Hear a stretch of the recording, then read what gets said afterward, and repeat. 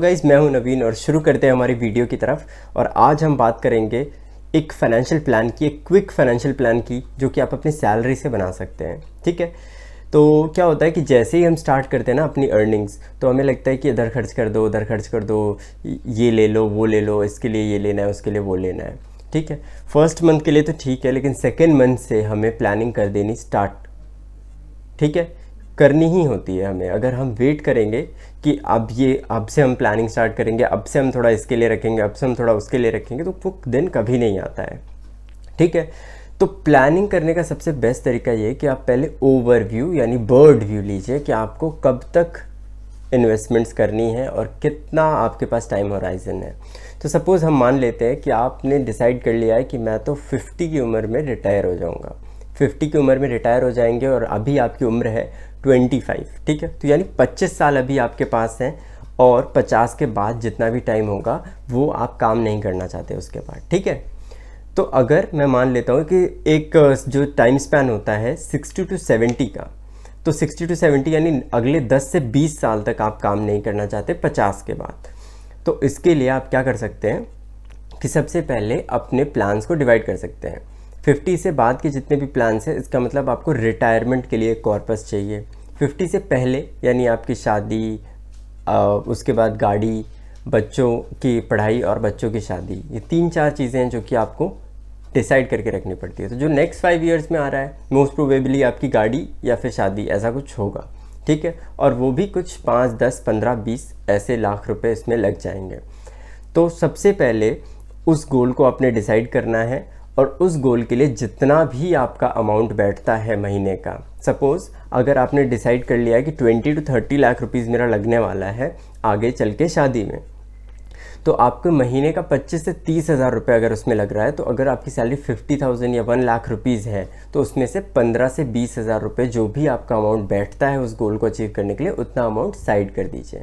ठीक है, इसके अलावा नेक्स्ट जो आपका काम रहेगा वो एजुकेशन से रिलेटेड रहेगा। तो बच्चे जैसे ही होते हैं उनके एजुकेशन के लिए भी आप प्लानिंग स्टार्ट कर दीजिए। उसके बाद बचा रिटायरमेंट। तो रिटायरमेंट कॉर्पस आपने जितना सोचा हुआ है, सपोज़ आपने जितना भी अमाउंट सोचा हुआ है आपकी एनुअल सैलरी का या फिर आपके एनुअल एक्सपेंस का, अगर आप 20 साल तक रहने वाले हैं, आपको लगता है कि 50 to 70 की एक एवरेज लाइफ स्पैन होती है, तो 20 से मल्टीप्लाई कर लीजिए, इतना आपको एवरेज कॉर्पस चाहिए होगा। तो उतना बचाने के लिए आपको कितना म्यूचुअल फंड में इन्वेस्ट करना पड़ेगा, ये चीज़ आपको राइट डाउन करनी है और उतना आपको बचाना स्टार्ट कर देना, उतना आपको EMIs के थ्रू, SIPs के थ्रू पे कर देना है। ठीक है, इससे क्या होगा कि आपने अपना रिटायरमेंट सिक्योर कर लिया, आपकी आगे के जितने भी खर्चे हैं वो सिक्योर कर लिए, साथ ही साथ आप अपने हेल्थ के लिए अपना एक हेल्थ प्लान ले सकते हैं, जो कि आपको किसी भी टाइम पर अगर हेल्थ की प्रॉब्लम्स होती हैं तो वो चीज़ आपको हेल्प करेगी। अर्निंग मेंबर का लाइफ इंश्योरेंस भी इम्पॉर्टेंट है। तो ये सारी चीज़ों को आप ध्यान रखिए, इस हिसाब से डिसाइड कीजिए आपकी ग्रॉसरीज और ये जो खर्चे हैं 10 to 20-30% के अंदर अंदर आप इसे कवर कीजिए। ठीक है, और इन्वेस्टमेंट ज़रूर कीजिए ताकि आप डिफरेंट जो आपके लॉन्ग टर्म, शॉर्ट टर्म और मीडियम टर्म गोल्स हैं वो अचीव कर सकें। सो ऑल इन ऑल आपको पता चल गया होगा कि हमें एक क्विक फाइनेंशियल प्लान जो कि हमें चाहिए होता है, उसमें हमें रिटायरमेंट का ध्यान रखना है, जितने बड़े खर्चे हैं उनका ध्यान रखना है। बड़े खर्चे हैं इट मीन्स हमें उसको पहले से ही फिगर आउट करके रखना चाहिए। ऐसा नहीं कि हमें अगले साल हमें शादी करनी है तो हम अभी पैसे इकट्ठा करना स्टार्ट कर रहे हैं। ठीक है, 5 साल 6 साल पहले, इसीलिए इन्हें गोल्स कहा जाता है, क्योंकि हमें उसको ध्यान में रखते हुए उतने पैसे बचाने होते हैं। ठीक है, तो आपके एजुकेशन हो गया, बच्चों की एजुकेशन हो गई, बच्चों की शादी हो गई, अपनी शादी हो गई, गाड़ी हो गई, घर हो गया, ये कुछ गोल्स होते हैं जो कि यूजुअली लोग रखते हैं अपने म्यूचुअल फंड्स में और अलग अलग इंस्ट्रूमेंट्स का यूज़ करके उस गोल को कंप्लीट करने की कोशिश करते हैं।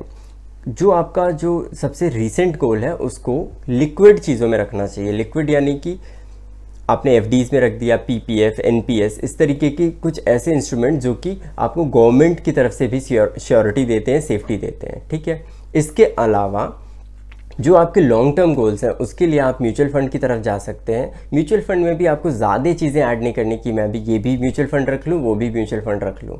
आप जो है लार्ज कैप रख सकते हैं और साथ साथ एक फ्लेक्सी कैप रख सकते हैं, 2 फंड्स रख सकते हैं। और जिनकी नेग्लेजिबल कॉस्ट हो ना वो वाले रखें, तो बेटर रहेगा। काफ़ी टाइम पर एक एवरेज रिटर्न आपको 14 to 15% का एक अच्छा रिटर्न बनाकर वो दे देते हैं, ठीक है। तो इस तरीके से आप अपने गोल्स की प्लानिंग कर सकते हैं। और जब चीज़ें बच जाए ना, सेव करने के बाद जो आपका पैसा बच जाए उससे आपको खर्च करना चाहिए, ना कि खर्च करने के बाद जो बच जाए वो सेव करना चाहिए, ठीक है। तो इसी के साथ मैं इस वीडियो को एंड करता हूँ, और कोई भी क्वेश्चन होता है इससे रिलेटेड तो आप पूछ सकते हैं। Thank you so much.